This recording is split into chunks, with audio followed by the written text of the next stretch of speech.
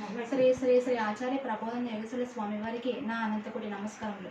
నా పేరు శ్రీలక్ష్మి. నేను చెన్నైలో ఉంటాను. నేను చెప్పబోయే వాక్యము యోహాను సువార్త 7వ అధ్యాయము 37-38 వచనములు. ఎవడైనను దప్పిక కొనిన ఎడల నా వద్దకు వచ్చి దప్పిక తీర్చుకొనవలెను. నా యందు విశ్వాసం ఉంచిన వానికి లేఖనములో చెప్పినట్లు వాని కడుపులో జీవజల నదులు పారునని బిగ్గరగా చెప్పాను. భావము: ఈ వాక్యము కొంచెం సూక్ష్మార్థంతో కూడుకుని ఉన్నది. దాహమైన వాడు నీరు త్రాగడం సహజము. అయితే ఇక్కడ చెప్పిన దాహమును గురించి చూస్తే జ్ఞానమైన జిజ్ఞాస కలిగిన వానికి కలిగిన తపనను గురించి దప్పికగా పోల్చి చెప్పారు.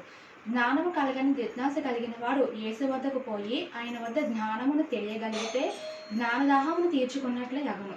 యేసు వద్ద సంపూర్ణ విశ్వాసం ఉంచిన వానికి జ్ఞానము సంపూర్ణముగా తెలియగలిగి వాడు జ్ఞాన నిధి వలె తయారయ్యి ఇతరులకు బోధించే స్థితికి వచ్చినని తెలియజేస్తూ వాని కడుపులో జీవజల నదులు పారునని చెప్పారు. జీవజలము అనగా దైవ జ్ఞానం అని అర్థము.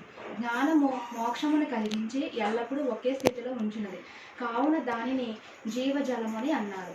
జీవజలము నోటితో త్రాగి కడుపులో నింపితే జ్ఞానమును చెవుల ద్వారా విని బుద్ధిలో గ్రహించవలను. నమస్కారం.